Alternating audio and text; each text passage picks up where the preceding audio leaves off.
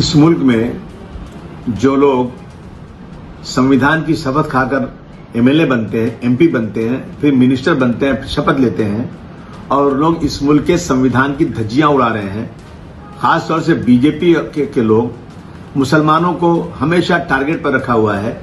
हम इतनी जिल्लत इस मुल्क में बर्दाश्त नहीं कर सकते। अब ये गिरिराज सिंह जी मुसलमानों को नमक हराम कह रहे हैं। लगता है कि इनके अब्बा, इनके बाप, इनके पिताजी का कोई पैसा था, वो मुसलमानों ने मांग लिया।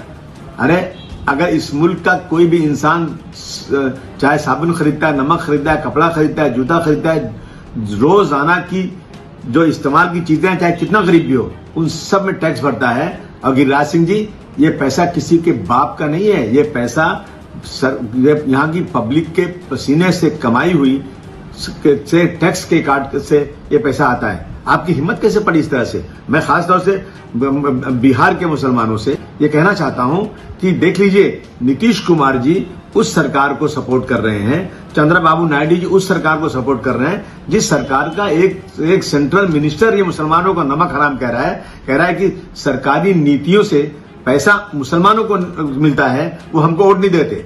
ये संविधान के खिलाफ है। ये बिल्कुल एक डेमोक्रेसी के मुल्क में इस तरह की बात करना, मैं समझता हूं इसे तुरंत अगर आज चंद्रबाबू नायडू जी और नीतीश कुमार को मुसलमान प्रेशर डाल देवे तो इनको तुरंत इस्तीफा देना पड़ेगा।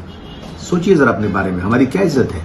हमारे बारे में इस तरह की बातें हम लोग करें और ये बैठे रहें। मैं कहना चाहता हूं बिहार के मुसलमानों से कम से कम, और बिहार के सिर्फ मुसलमानों से नहीं, वहां के हिंदुओं से जो सेकुलर हैं, देश के तमाम लोग, देखिए इस तरह का स्टेटमेंट आ रहा है और नरेंद्र मोदी साहब, दिल्ली की सरकार चुपचाप बड़ी तमाशा देख रही है। मुंबई में बैठे हैं एक नीतीश राणे, वो जब चाहते हैं बोल देते हैं कुछ न कुछ। इन चीजों पर सीरियसली सोचना चाहिए और इस पर एक्शन होना चाहिए।